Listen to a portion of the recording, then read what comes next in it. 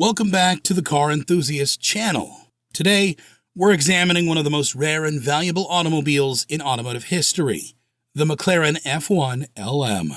With only 5 production examples ever built, this isn't just a supercar, it's the ultimate hypercar that embodies pure racing heritage in its most concentrated form.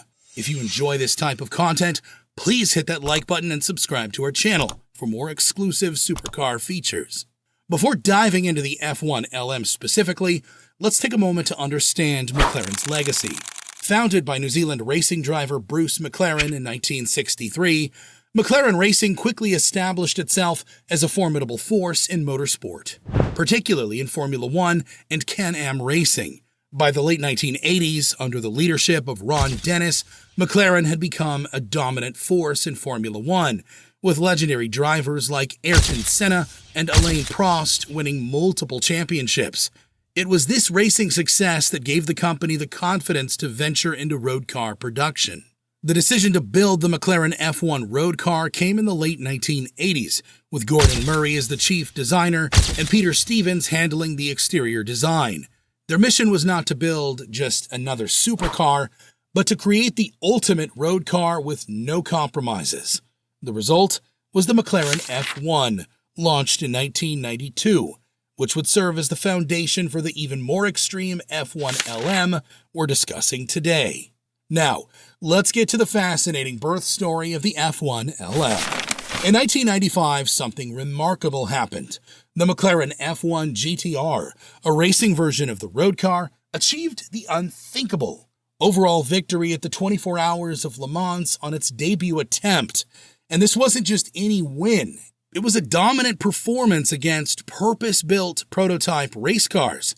The McLaren F1 GTRs finished in an astonishing 1st, 3rd, 4th, 5th, and 13th positions, sending shockwaves through the motorsport world.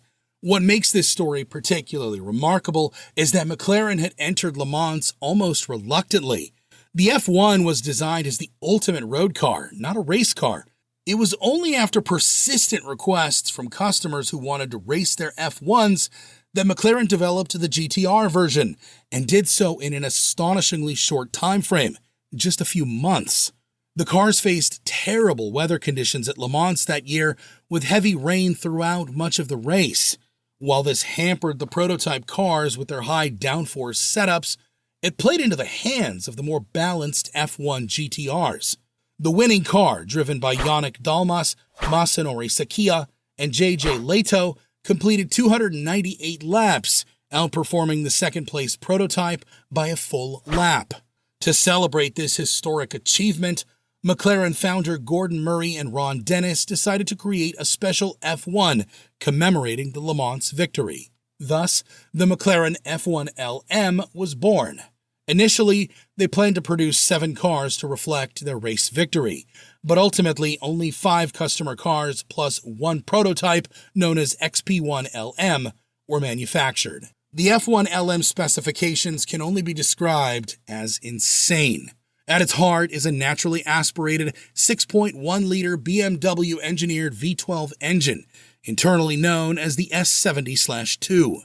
While the standard F1 was already a monster with 618 horsepower, the LM version was optimized without street-legal restrictions, producing a monstrous 680 horsepower at 7,800 RPM and 520 pound-feet of torque at 4,500 RPMs. What's particularly impressive is that this output was achieved without turbochargers or superchargers, just pure, naturally aspirated engineering excellence. The weight was reduced to just 1,062 kilograms, or 2,341 pounds, making it even lighter than the already featherweight standard F1. This was achieved through ruthless elimination of anything deemed unnecessary, including sound-deadening material, the audio system, and even the central locking system. Performance figures are equally astounding. It accelerates from 0 to 60 miles per hour in a mere 3.9 seconds, with 0 to 100 miles per hour coming in just 6.7 seconds. The quarter mile is dispatched in approximately 11.5 seconds, While its top speed of 225 miles per hour, or 362 kilometers per hour, is actually lower than the standard F1's 240 mile per hour, or 386 kilometers per hour. This was a deliberate trade-off due to increased drag from its aerodynamic components. Power is transmitted to the rear wheels through a 6-speed manual transmission with a triple-plate carbon clutch. There's no traction control, no stability management, and no power steering, just pure, unfiltered driving experience. The chassis features unequal length, double wishbones all around, with computer-controlled dampers that were extraordinarily advanced for their time. The F1 LM is not merely a limited edition model, it's essentially a road-legal version of the Le Mans winning race car. It features genuine Le Mans spec GTR aerodynamic packages with larger front and rear diffusers and canards designed to generate substantial downforce. The iconic center-mounted gold-lined engine bay, a feature that helps dissipate heat, is retained from the standard F1 but optimized for the LM's higher output. The body is constructed from carbon fiber, a material that was still extremely exotic for road cars in the mid-1990s. In fact, the F1 was the first production car to use a full carbon fiber monocoque chassis. The steering wheel is positioned centrally, with the driver seated in the middle of the car, a configuration that optimizes weight distribution and gives the driver a Formula One-like experience. The braking system consists of unassisted ventilated and cross-drilled carbon discs, with a diameter of 332 millimeters at the front and 305 millimeters at the rear. The wheels are magnesium alloy, 18 inches in diameter at the front and rear, wrapped in specially developed Michelin tires. Now, what's particularly noteworthy is the concept of a street-legal race car. While carrying the bloodline of the F1 GTR race car, it could still wear a license plate and be driven on public roads, a concept that fascinated supercar enthusiasts of the era.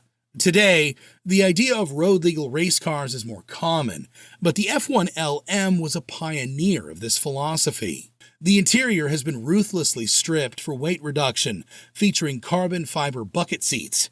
Even air conditioning was eliminated in pursuit of pure performance, though it could be optioned back if a customer insisted. The driver's seat is flanked by 2 slightly set-back passenger seats, another unique feature of the F1 design. The rarity of the F1 LM goes far beyond its limited production numbers. All 5 customer cars were finished in the same striking papaya orange paint, McLaren's traditional racing color dating back to Bruce McLaren's racing days, though each possesses unique characteristics in history.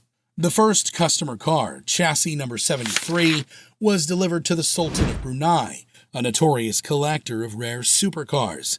The second, chassis number 74, went to British businessman Thomas Becher. The third and fourth cars went to Japanese collectors, while the fifth ended up in the United States. The prototype XP1 LM remains in McLaren's possession as part of their heritage collection. These vehicles are now housed in private collections worldwide, making a chance encounter on public roads virtually impossible. In fact, most are rarely seen, even at exclusive car events, adding to their mythical status. Its market value is equally staggering. In 2015, an F1 LM specification car sold at auction for approximately $13.5 million. However, today, its value has skyrocketed, with experts estimating that an authentic F1 LM would command well over $20 million if one ever came to market again. Some speculate that the price could approach $30 million in the right circumstances, placing it among the most valuable automobiles ever created. What makes these cars particularly valuable is not just their rarity, but their significance in automotive history. The F1 LM represents the pinnacle of analog supercar engineering, created at a time before electronic driving aids, automated transmissions, and hybrid systems became commonplace. It's the ultimate expression of what a driver's car could be when engineered with no compromises. When discussing the F1 LM, we cannot forget the importance of its base model, the McLaren F1.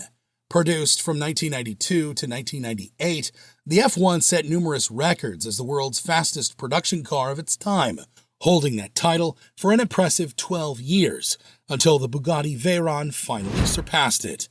Gordon Murray's design philosophy of simplicity is best was rigorously applied to the F1 and continues to influence engineers and designers to this day. His insistence on naturally aspirated power, manual transmission, and no electronic driving aids resulted in one of the most engaging driving experiences ever created.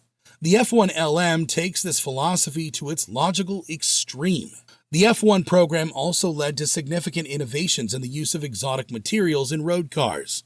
Carbon fiber, titanium, Kevlar, and gold, all materials that are now more common in high-end vehicles, were pioneered in production applications by the F1. The car's dihedral doors, another distinctive feature, have since become a McLaren trademark.